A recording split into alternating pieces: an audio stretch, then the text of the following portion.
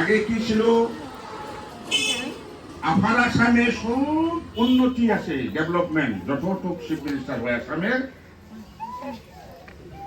আপার আসাম যে যোরহাট তোরহাট শিবসাগর ত্রিপুরা এগুলা হলো আপার আসামে পড়ে, ওই সাইডে উন্নত। এখন এটা নিয়ে আগে তো আপনারা গাড়ি মোটেও দেখতো, মানুষকে ভাগ করা হলো কিনা, হ্যাঁ, উচ্চ শ্রেণী নিম্ন শ্রেণী, এটা নয়। আগে আমার আমলে এটা শক্তির মধ্যে আসাম সরকারটাকে, ভারত সরকারটাকে টাকা পয়সা আনিয়া যেগুলার রাস্তা, হ্যাঁ, যতটুক আমার আমলে বানানো হয়েছে। এই স্টেশন রোডের অবস্থা কি ছিল জানেন না? হ্যাঁ, আমরা তো এখানে আসা যাওয়া করি সবসময়, অনেক খাটা ছিল কিনা, হ্যাঁ, এখন তো বেশি। গোসাইগাঁও থেকে সরাইবিল যাওয়া কত কি ছিল আপনারা দেখছেন না? কি ছিল? সেনগ্রেবেল রাস্তা, পাথরের রাস্তা, আর যতটুক দালাং আছে কাঠের দালাং ছিল, গাড়ি যাওয়া যায় না, কিবা যাওয়া যায় না, সব কাঠের দালাং। এখান থেকে ভাড়াগুড়ি দিয়া সাবুগ্রাম যাবো, এখানে কাঠের দালাং। হাগরা আমার আমলে সেটা সব কাঠের দালাং গুলা কি হইয়া গেল, এখন ফাঁকা রাস্তা, রাস্তাও ফাঁকা হইয়া গেল, কাঠের দালাং গুলো ফাঁকা হইয়া গেল। গোসাইগাঁও মেন টাউন যেটা খালি ব্রিজের, সেটা কি ছিল? লোহার দালাং ছিল নাকি? আগে কাঠের দালাং ছিল।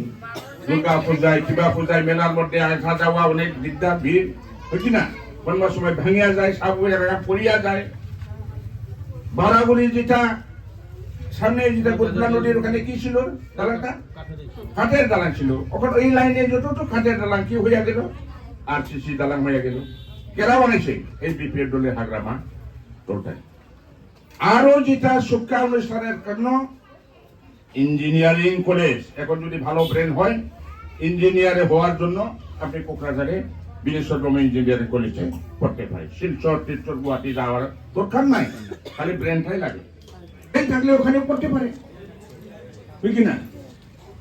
বড়োল্যান্ড ইউনিভার্সিটি, আগে আমরা শিলচর ডিব্রুগড় টাইটেল ছিল ইউনিভার্সিটির জন্য, হ্যাঁ, ইউনিভার্সিটি বড়োল্যান্ড ইউনিভার্সিটি ফুল প্লেজেড ইউনিভার্সিটি হয়ে গেল। এখন সব হয়ে গেল কিনা? এই সুবিধা কেরা বানাইছে? বিপিএফ দলের নেতা হাগরামা মহিলা। তাই ওরা যারা প্রমোদ বড়, এখন যেটা ট্র্যাক্টর পার্টি ইউপিপিএল, উল্টাপাল্টা পার্টি বলি কই আমরা, সরকারের উপর উন্নয়নের খাতিরত বা কিবা তো উন্নতি করার কারণে সরকারের উপর আমি বহুত নির্ভর করু। কিন্তু আমি দেখা গল 5টা বছর উকুলি গল, আমার বর্তমানের প্রমোদ বড় সরকারে আমার এই অঞ্চলের জনসাধারণের কারণে কোনো ধরনের কল্যাণমূলক আঁচনি প্রস্তুত করিব পারা নাই, কোনো ধরনের উন্নয়নমূলক কাম করিব পারা নাই, কোনো ধরনের রাইজক সুযোগ সুবিধা প্রদান করিব পারা নাই। আমি খালি মুখৰ হলো টিভি চেণ্টাৰ, আমাৰ ইউটিউব বিলাকো চাবলৈ পাওঁ, প্ৰমোদ বড়ো ডাঙৰ ডাঙৰ লেকচাৰ দিয়ে, কিন্তু কামত আমি অহাটো দেখা নাই। কাৰণ আমাৰ এই অঞ্চলবিলাক সৰু এটা চহৰ, গোসাইগাঁও চহৰটো সৰু এখন চহৰ। এই চহৰত আমাৰ কাম কৰিবলৈ বা রোজগার কাম কৰি খোৱা অনুষ্ঠান বা কল কারখানা ইন্ডাস্ট্রি আমার ইয়াত নাই। সেই গতিকে সরকারে আমার রাইজক বহু ধরনের আঁচনি তৈয়ার কৰি পেলাই আমার রাইজক সেবা কৰিবৰ কাৰণে বা কাম কৰা সুযোগ সুবিধা দিয়াৰ কাৰণে তেখেতে সুবিধা প্রদান কৰিব লাগিছিল, যদিও আজি পর্যন্ত আমি কোনো এটা কাম পরিলক্ষিত নহল। খুব দুঃখিত। তার বাবে আমি আগন্তুক দিনবোৰত আকৌ যদি 5 বছর এনেকে বহি থাকিব লগা হয়, আমার এই অঞ্চলের মানুষ সব পঙ্গু হয়ে যাব। কোন গাড়ি মোটর লাগে না, আমাদের জনসাধারণ গেলে রোজগার 2 টাকা কামাই করার সুবিধা আমাকে দিতে হবে। কারণ আমরা দেশের নাগরিক, দেশের নাগরিকরা সরকারের উপরে অনেক কিছু নির্ভর করে। আমরা অনেক আশা রাখছিলাম যে প্রমোদ বড় নেতৃত্বে পরিবর্তনের নাম করে যে আলোড়ন সৃষ্টি করলো, চোখে পড়ে সব জায়গায় উনি খালি উন্নতির কথা বলে, পরিবর্তনের কথা বলে, কিন্তু পরিবর্তন কইতে কইতে আমরা সবাই খালি বর্তন। কিছু পাইছেন কি? সেল ভেল গ্রুপ থেকে আরম্ভ করে অরুণোদয়টা হলো একটা ভেলকি বাস। অরুণোদয়টা হলো একটা ভেলকি বাস, একটা ভোট কিনে একটা পলিসি, ভোট সংগ্রহ করে একটা আসনি। আমরা সবাই জানি ভালো করে, তাও আমরা মানুষ পাগলের মতন অরুণোদয়ের পিছনে পিছনে জল বাইন্দা যাই, কিন্তু আমরা কেউ ভালো করে কথাটা শুনি না। অরুণোদয় সবাই পাবে না তো।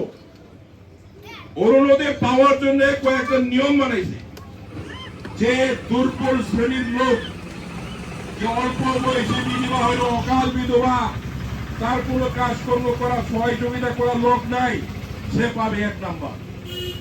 যে পেতে পারবে না, তার তুলনামূলক ভাবে এই সরকারের নমুনা দেখা গেল 5টা বছর শেষ হয়ে গেল, আর 2 মাস পরেই আমাদের এইখানে নির্বাচন হতে চলছে।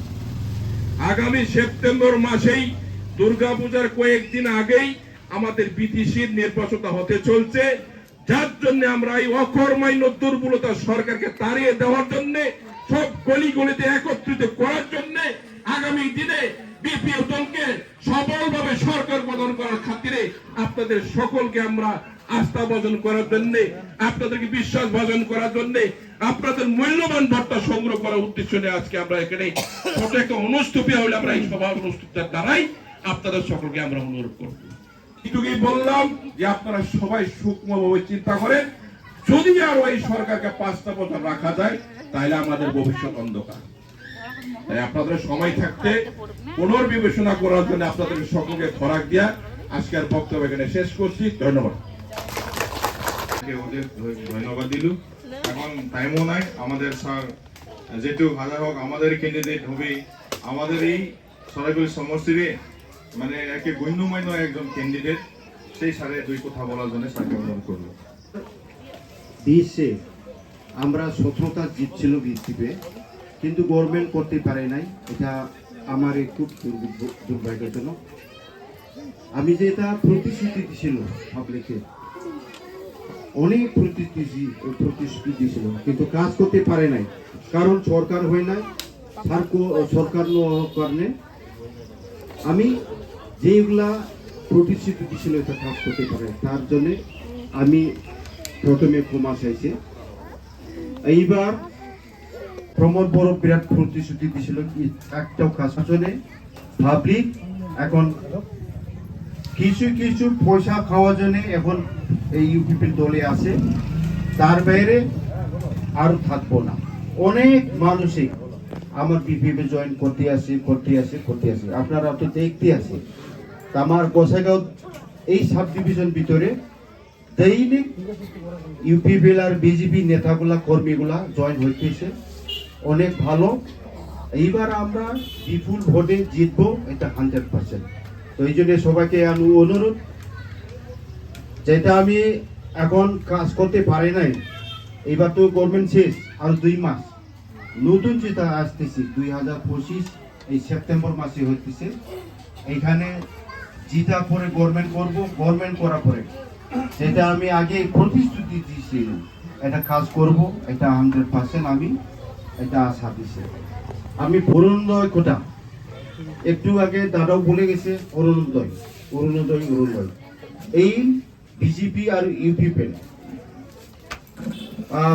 কি কয়, ইউপিপি যেতে এজেন্ডা এটা হলো নাম্বার 1 আমার আপনাদের মহিলাকে নিয়ে এই কি কয় অরুণোদয়কে আপনাদেরকে প্রলোভন দেখাইয়া এই যে ইলেকশন কিংবা ভোটটা আদায় করতেছে, আর ভোট পাওয়ার জন্য এটা প্রলোভন দেখে আছে। তবে আপনারা সবাই ঠিক থাকেন, সরকার হবে আমার বিপিএফে। আমি সরকারে আসলে সরকার হওয়ার লগে লগে আমাদের গোসাইগাঁও টাউনে বহুত রাস্তা খারাপ আছে, আমি সিসি ব্লক করে দিব সব, আজকে বলে দিব। এই রাস্তা তো আমার দুনিয়া হওয়া, আমি সেই করে আনছি, খুবই খারাপ ছিল স্পেশাল রাস্তাটা। ও স্যারকে বলিয়া একটা ট্রেন উইথ ট্রেন আর সিসি ব্লক। তো যাই হোক, এখন সবাই জানে আমার পাবলিক দুর্ভোগ হয়, এই সরকার কি কাজ করে নাই সবাই জানে, এইগুলা বলা দরকার নাই। এখন আপনারা ঠিক থাকেন, সেপ্টেম্বর মাসে ইলেকশন হবে, সেপ্টেম্বর মাসে আমাদের বিপিএফ দলের নাঙ্গল ছবির মধ্যে সবাই ভোট দিয়ে জয়যুক্ত করবেন। আমাদের যেটা এই 5 বছরে যেটা ডেভেলপ হয় নাই, আমি এবার ডাবল খাস করে দেখাবো এই BPF। এই ছোট মতো অনুষ্ঠানকে আশা করে লাভ নাই। আমাদের লাগে কি লাগে? ডেভেলপ লাগে, বিজনেস লাগে। যদি ডেভেলপ লাগে, আমাকে কি লাগে? ভালো বড় বড় এই যে খাম আনা লাগে, রাস্তাঘাট ব্রিজ কোটি টাকা অনুষ্ঠান আনা লাগে জায়গা মধ্যে। তবে স্যার আমাদের লোকগুলা কাজ করে খাইতে পারবো, ওই পয়সা আমাদের এইখানে থাকবো, দোকান সোকানে এইগুলা ব্যবহার করব, সবাই পেয়ে যাবো। এখন তো প্রমোদ বোরের দিনে এইগুলা কন্ট্রাক্টর নাই, সব বাইরে দিল্লি, গুজরাট আর ওই যে কি কয় গুয়াহাটি, সব আমরা তো দেখেই না। আর ওই দিকে যাবেন না। আমরা বিপিএফ হিসাবে সবাইকে আশা করেছে, আর নিশ্চয় আপনারা আমাদের বিপিএফ কে ভোট দিবে বলে আমি আশা করে আমার বক্তব্য এখানে শেষ করলাম। ধন্যবাদ। সমস্যার মধ্যে যাই বিজেপি হোক, যাই ইউপিপিএল হোক, যাই কংগ্রেসে হোক, যাই অন্য দলে হোক, সবার থেকে কেন্দ্রের শ্রেষ্ঠ কেন্দ্রের হয় কিনা? আমার সরাইবেলে স্যারের মতন লোক পাবে? কোনো জায়গায় পাবে না। তার জন্য আপনারা স্যারকে যথেষ্ট নিজের ভাই, নিজের দাদা, নিজের বেটা, নিজের ঘরের ভাই সে মনে করিয়ে দিতে হবে, কারণ স্যার আমাদের সুখ দুঃখ সবাইকে দেখে। তার জন্য সবাইকে ধন্যবাদ দিল। আজকে মিটিং মানে সবাই কষ্ট করে হলে সবাই আপনাদের মিটিং এ উপস্থিত হয়ে মিটিং সুন্দরভাবে মিটিংটা শেষ করার জন্য ধন্যবাদ দিল। Long live BPF, long live Howrah model জিন্দাবাদ, মিথুন হাজারি লং লিভ, সরাইবেল সমষ্টি লং লিভ, হাওড়া মডেল জিন্দাবাদ, মিথুন হাজারি লং লিভ।